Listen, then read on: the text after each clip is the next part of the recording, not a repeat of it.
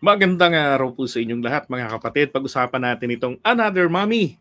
No? At ang kapansin-pansin po rito mukhang boto ang mga Duterte kids. So, di ba, alam naman natin asawa ni Digong, si Zimmerman, divorce sila dinivorce siya sa US dahil nga bad guy si Digong. Tapos meron siyang Hanilet. Aba, may mga kabit pa pala. At proud pa sila. 'Di ba? Lalo yung mga DDS, anak ng baka, na wala na yung standard ng morality. Basta pagaling kay Digong, it must be good. 'Di ba? Ganun sa kanila eh. Walang mali, lahat ay may tama. Okay, ngayon, eto ho yung isang video. Pakinggan nyo. Talagang maraming nagmamahal kay FPRRD bukod sa kanyang legal wife na si Elizabeth Zimmerman at partner na si Hanilet Avancenia. Spotted din sa The Hague ang kanyang rumored girlfriend na si Cagayan de Oro City Councilor Joylene Girly Balaba. Nabigong bisitahin ni Balaba ang dating Pangulo sa kulungan dahil sa istriktong visitation rules ng ICC. Pero sumama ito sa mga Duterte supporter na nag-camp out sa labas ng detention facility. Dumalo din si Balaba sa birthday celebration ni VP Sara. Ops! Alam niyo ho, napansin ko dito Nako, like po siya ng Duterte kids. Etong picture na to, 2019 pa ho yan.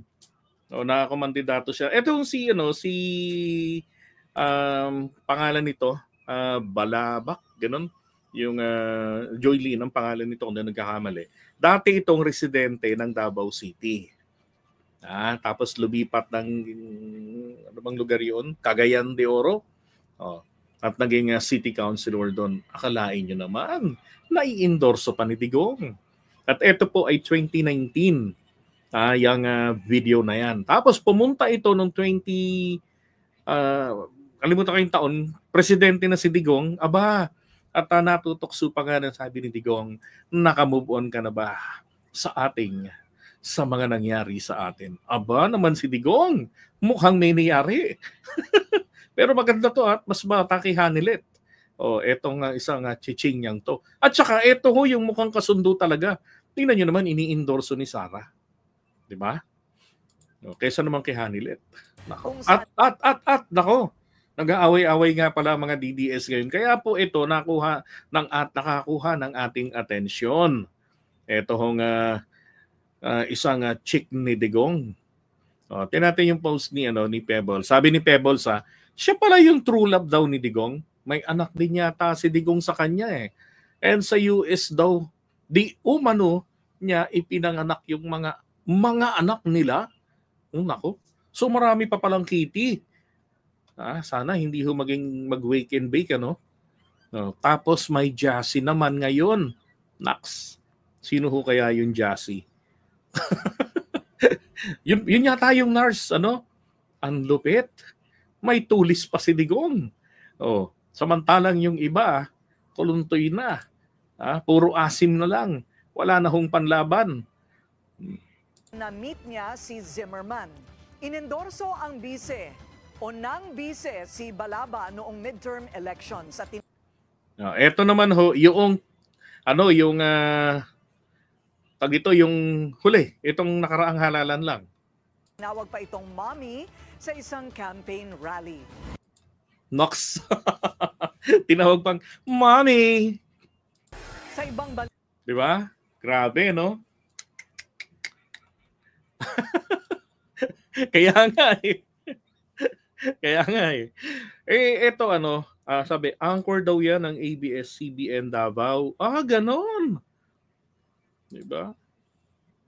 Tapos ano kayang stand niya nung nadisgrasya ang franchise ng ABS-CBN? Diba? Okay lang sa kanya. Nawala man ang kanyang ABS-CBN, nasa puso naman siya ni Digong.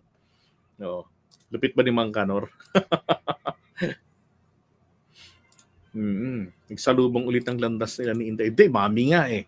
Diba? Dahil kasi ang nakakano lang rito, tinawag pang mami itong isang chick. Hindi ba't merong isang Hanilet Abancenia? So paano to? Diba? Ichipuera. Balita ko nga dati, nung bata-bata pa si Sara, kapag inaatake ito ng galit kay Hanilet. Siyempre, sino ba namang matutuwa na broken family kayo? Tapos yung third party, di ba? Kalugar nyo lang. Binibaseball bat daw ni ni Sara yung kotse ni Hanilet. So, ayon dun sa mga kwento-kwento ng mga taga Davao. Di ba? Sa akin okay lang yun eh. Tama lang yung ginawa ni Sara na baseball bat. Pati nga dapat si Hanilet, binaseball bat niya eh.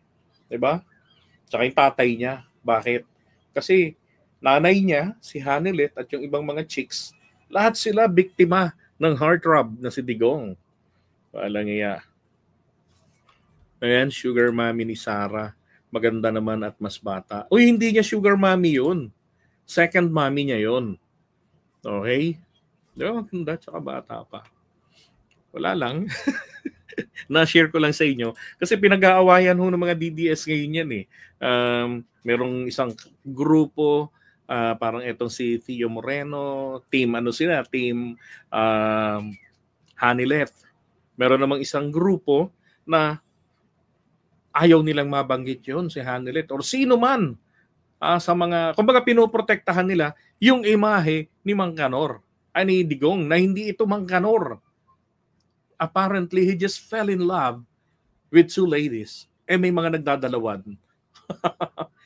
Kaya lang napansin ko lang din, yung mga chicks ni Digong dumalaw sa kanya kahit na hindi po siya nakita.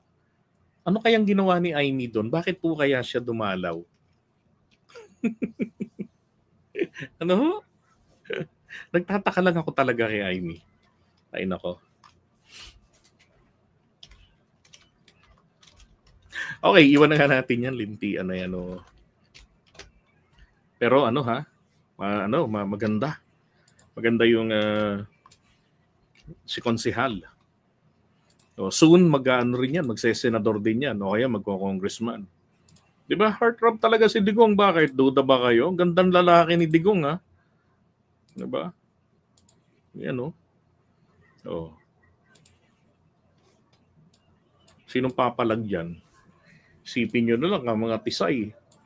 'Di ba? Yan ho, si Digong ang standard ng kagwapuhan ng pagiging heartthrob. Baka nga iniisip ko nga rin yun eh. Baka nga eh.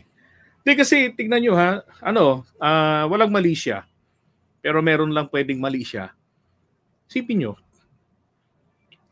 kahit sino naman siguro sa atin kapag yung kapatid natin ginagago na ng ibang tao. Di ba? Tinatarantado na. Magre-react tayo, magagalit tayo eh. Di ba? Pero kakaiba to kay Amy. Ang ambag niya, sirain ang kanyang kapatid sa ngalan ng mga Duterte. Kahit isinusuka siya ni Baste. 'Di ba? Ay nako. Baka nga talaga isa sa mga girlfriend, ano? Heartthrob din naman si Amy. Yan si Girly. Balaban newscaster yan.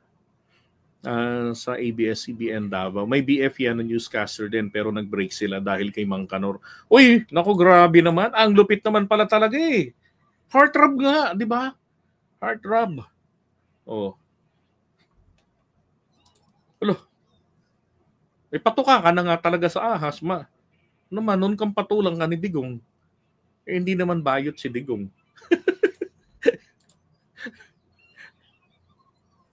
Ay,